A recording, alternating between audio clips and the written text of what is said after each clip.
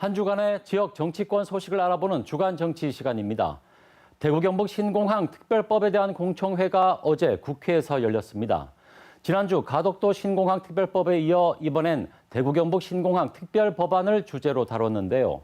가덕도 특별법과 마찬가지로 찬반 논란이 이어졌습니다.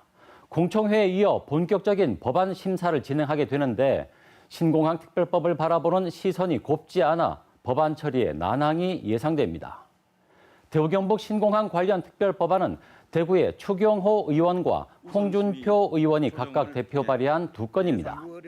이 법안은 중부 내륙권을 아우르는 관문공항으로서 국가의 지원을 규정하고 예비 타당성 조사 면제 등 절차를 간소화하는 내용을 담고 있는데요.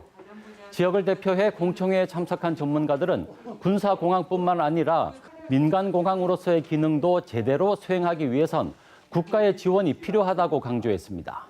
특히 군사공항과 민간공항을 함께 옮기는 국내의 첫 사례인 만큼 특별법 제정이 더욱 필요하다는 주장을 펼쳤습니다. 특히 대구 경북 통합신공항 건설 사업은 국방부와 국토부가 함께 참여할 수밖에 없는 상황이 발생하기 때문에 사업의 효율적이고 신속한 추진을 위해서 특별법 제정이 필요하다고 판단됩니다. 아울러 군사공항은 기부대 양여 방식으로 추진됨으로 인해 신속하게 추진되지 않을 경우 선투자에 따른 금융비용의 증가가 예상되는 만큼 사업의 신속한 추진이 사업의 승패에 결정적인 영향을 미칠 수 있음을 간과하지 말아야 한다고 생각합니다. 통합신공항은 군공항 이전 특별법에 따라 이전하기 때문에 민간공항은 더부살이하는 형태로 추진될 우려가 있어 대구 경북 신공항 건설 특별법 제정은 절체절명의 과제라고 생각합니다. 따라서 주요 항공노선 운항, 충분한 물류 여객 처리, 접근 교통망 확보, 예타 면제 등 제대로 된 민간공항 건설을 위해서 특별법이 반드시 필요한 것입니다. 그러나 반대 입장도 만만치 않았습니다. 기존의 기부대 양여 방식으로 진행하는 군공항 이전에 관한 특별법과 상충되고 국가의 재원 부담이 커진다는 의견이 제시됐습니다. 특히 가덕도 신공항과 마찬가지로 특별법 제정을 통한 공항 건설은 나쁜 선례를 남길 수 있다는 비판적인 의견도 나왔습니다.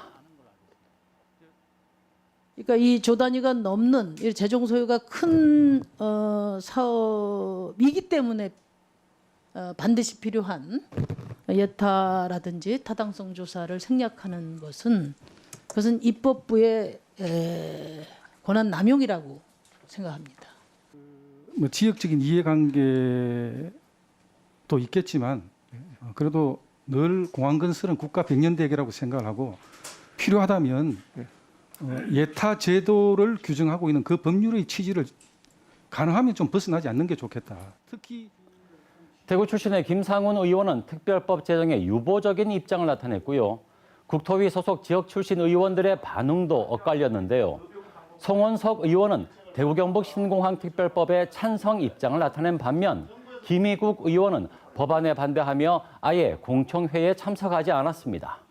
이처럼 의원들 간에 또 지역별로 큰 논란이 벌어지고 있는 신공항 특별법, 가덕도 특별법과 함께 모두 4건의 법안이 현재 국회에 상정됐고요.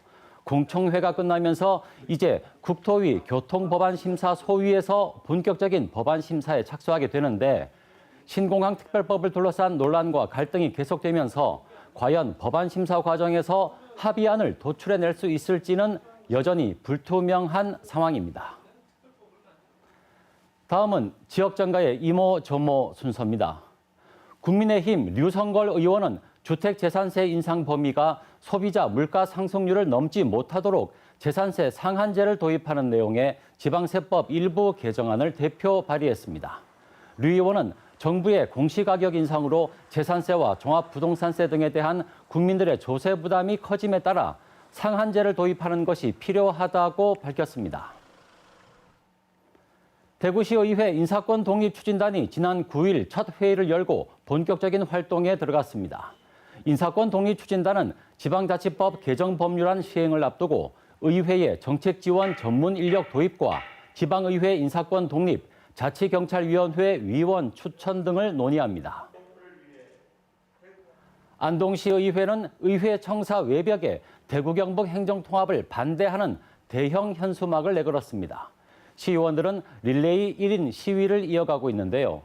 경북도민의 동의 없이 두 광역단체장이 일방적으로 행정통합을 추진하고 있다며 반발하고 있습니다. 행정통합을 하려면 시도민들의 관심을 이끌어내는 것이 우선이겠죠. 지금까지 한 주간의 정치권 소식을 살펴본 주간 정치였습니다.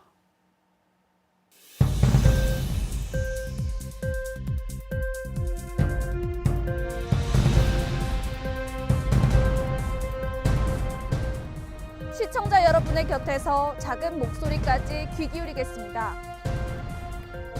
KBS 뉴스와 함께해 주십시오.